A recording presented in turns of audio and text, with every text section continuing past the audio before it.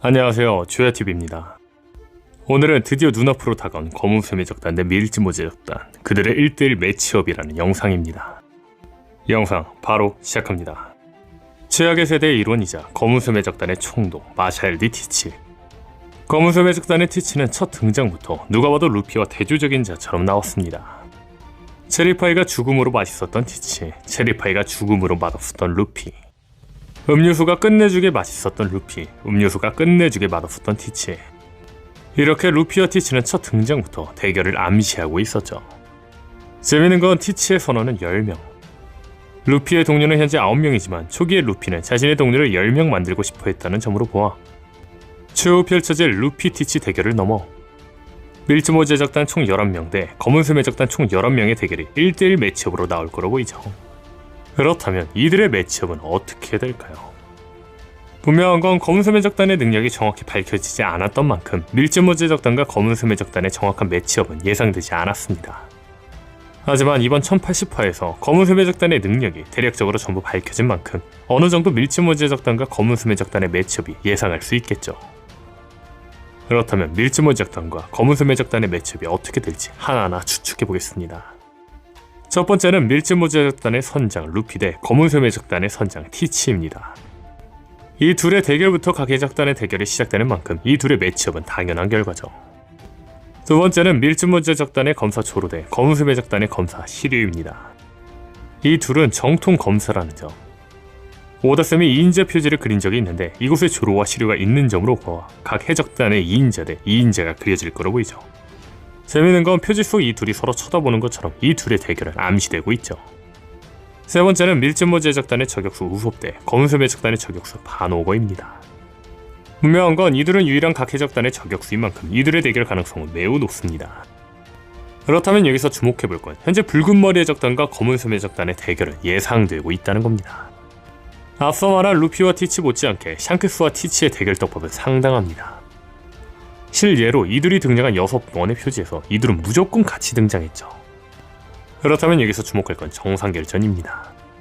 정상결전 마지막에 흰수염이 죽은 뒤 티치가 흰수염의 능력을 빼앗은 상황에서 아카이누는 에이스를 죽이고 루피도 죽이겠다며 마린포드는 난장판이 되었습니다. 다만 샹크스가 등장해 아카이누를 막아내며 전쟁을 끝냅니다. 그리고 샹크스는 난동을 피우던 티치에게 말하죠. 어떠냐 티치, 아니 검은수염. 이에 티치는 답합니다. 그만두지. 원하는 것은 손에 넣었소. 너희들과 싸우기에는 아직 시기가 이르다. 이처럼 티치와 샹크스는 싸움이 예고되었는데 재밌는 건 이 싸움이 주목되며 각 선원들도 서로 매치업되는 장면이 나왔다는 겁니다. 그런데 반오거의 상대는 우솝의 아버지 야솝이었습니다. 현재 주인공 일당이 검은수의 적단과 대결이 예고되는 만큼 검은수의 적단과 대결이 예상되는 주인공 일당의 조력자들은 패배해야 합니다. 만약 주인공 일당의 조력자들이 주인공 일당의 적을 이겨버리면 주인공의 의미가 없죠. 즉 야솝은 반오거에게 패배할 거라는 겁니다. 다시 말해 자신의 아버지 야솝에 대한 복수는 우솝이 가장 어울릴 만큼 우솝 대 반오거는 무조건 나올 거라는 거죠. 네 번째 매치업은 대본 대 나미입니다. 지금까지 밀짚모즈 일당들이 악당의 직당과 생사를 넘는 대결을 할 때 특징이 있습니다. 그건 바로 자신이 맡은 상대를 1대1로 상대한다는 거죠. 그렇다면 여기서 주목할 건 나미입니다. 지금까지 나미가 생사를 넘는 1대1 상대를 할 때 특징이 있습니다. 그건 바로 나미의 적은 항상 여성이라는 거죠. 나미가 지금까지 1대1로 상대한 적은 바로크 워크스의 미스터 더블핑거, CP9의 칼리파, 백스 적단의 울티였습니다. 그렇죠. 나미가 검은수의 적단과 1대1 매치업을 한다면 당연히 검은수의 적단의 유일한 여성이 카탈리나 데본과 대결을 펼칠 거라는 거죠. 그렇다면 혹자들은 이야기할 겁니다. 로빈도 항상 여자만 상대하지 않았냐. 로빈의 생사를 넘는 1대1 대결을 이번 와노쿠니전에서 제대로 처음 했습니다. 이때 여성인 블랙 마리아를 상대하긴 했죠. 그렇다면 제가 이야기할 건 5번째 대결 로빈 대 쿠잔입니다. 사실 쿠잔이 처음 검은수의 적단이라는 이야기가 나왔을 때 많은 사람들은 검은수의 적단은 아니고 일시적인 동맹이라 생각했을 겁니다. 다만 쿠잔은 반오거와 함께 토트랜드를 침략해 토트랜드와 크래커를 얼려버린 뒤 반오거와 함께 푸딩을 납치했습니다. 여기서 더 나아가 이번 1080화에서는 검은수의 적단 간부들이 모여있는 곳에 함께 있는 장면도 나왔죠. 현재 상황을 종합해본다면 쿠자는 현재 공개되지 않은 검은수의 적단의 10번선 선장이라 말해도 과언이 아니라는 겁니다. 다시 말해 쿠잔 역시 밀짚모제적단과 매치업이 될 거라는 거죠. 다만 현재 쿠잔은 검은소 매적단에 잠입한 걸로 추정되는 만큼 밀짚모제적단과 매치업하기에는 애매합니다. 그렇다면 가장 유력한 건 로빈과 함께 매치업에서 빠지는 거 아닐까요? 보통 여자 대 여자가 공식인 원피스 세계관에서 나미가 검은소 매적단의 대본을 상대한다면 로빈이 상대할 여자가 없는 만큼 쿠잔과 함께 이번 매치업에서 빠지는 게 자연스럽지 않을까 싶네요. 여섯 번째 매치업은 산화한 울프 대 프랑키입니다. 이번 1080화에서 산화한 울프의 열매가 공식적으로 밝혀졌는데 울프의 열매 이름은 초인계 거대거대 열매였습니다. 울프가 보통 거인족의 18배나 되는 180m까지 커질 수 있는 이유가 설명이 되죠. 사실 사람들은 울프가 거대해질 수 있다는 점에서 거대화가 가능한 초파와 매치업이 될 거라고 이야기합니다. 다만 저는 생각이 다른 이유가 산화한 울프의 이명이 거대 전함이라는 겁니다. 개인적으로 저는 프랑키가 써니오와 합체를 하여 거대 전함이 되지 않을까라고 생각합니다.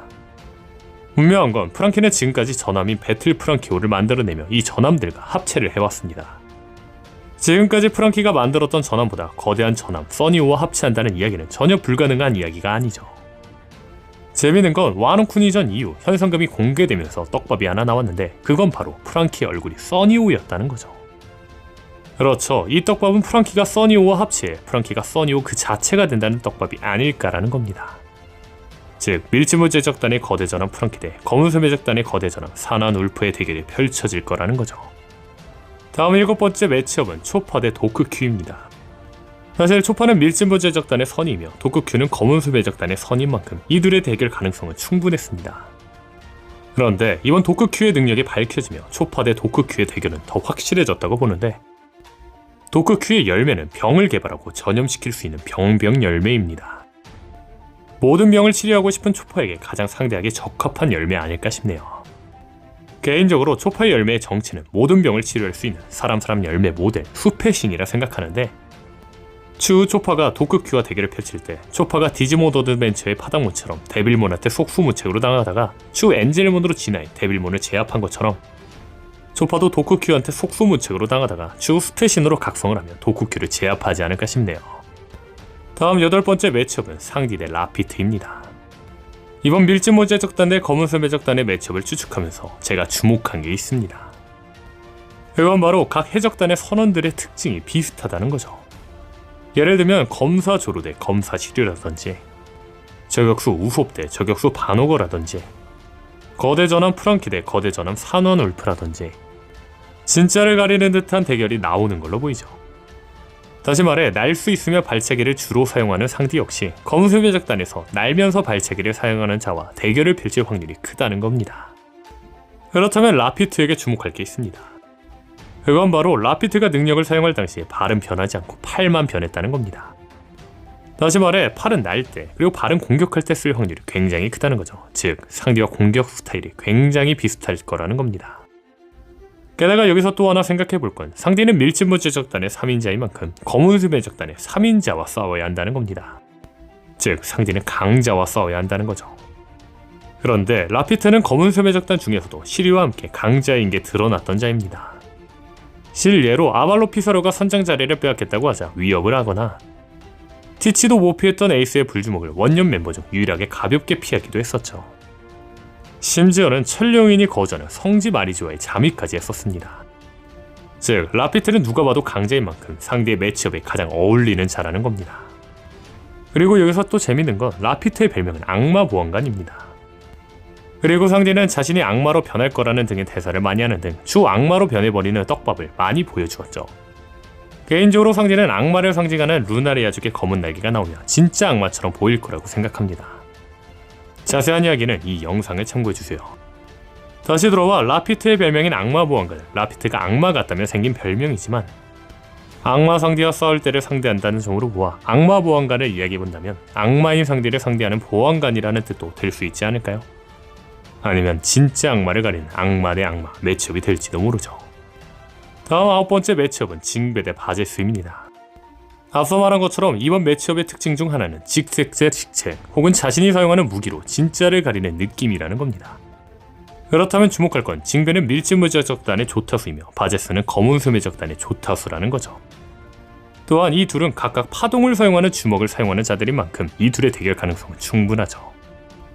다만 혹자들은 바제스는 혁명군의 2인자 사보에게도 발릴 정도인데 징베와는 급이 맞지 않을 것 같다라고 이야기할지 모릅니다. 하지만 사보와 싸울 당시 바제스는 비능력자였습니다. 현재 바제스와 가장 어울리는 힘 열매를 먹은 만큼 강함은 그때와 아예 다를 거로 보이기 때문에 징베 대 바제스의 대결은 매우 치열할 거로 보이네요. 다음 매치업은 피사로 대 부룩입니다. 부룩은 원래 웨스트블루 어느 왕국의 호위 전단이었지만 이 왕국을 나와 해적이 되었다고 합니다. 그리고 피사로는 왕으로서 어느 왕국에서 극악무도한 악정을 저지른 적이 있다고 하죠. 이 행적들만 보면 부룩이 피사로 왕국의 기습부대 아닐까라고 생각할 수 있지만 부룩은 웨스트블루, 피사로는 노스블루 출신입니다. 또한 둘의 나이 차는 40을 훌쩍 넘는 만큼 이 가설은 애매하죠. 하지만 여기서 주목할 건 피사로는 왕국을 무력으로 점령하고 왕위를 찬탈해 악정을 퍼부었다가 반란으로 쫓겨난 자라고 합니다. 다시 말해 쫓겨난 피사로가 이번에 부룩의 왕국을 무력으로 점령했을 가능성도 충분하다는 거죠. 즉 이들 사이에 악연이 있을 수 있다는 겁니다. 다만 이 가설이 아니더라도 피사로는 악정왕이었던 만큼 부룩이 한 왕국의 군인으로서 피사로를 용서 못한다면 대결 플래그가 나올지도 모르겠네요. 마지막 대결은 바스코샤 대 루피의 새로운 동료입니다. 이 대결은 현재 루피의 마지막 동료가 나오지 않은 만큼 이야기하기에는 애매하네요.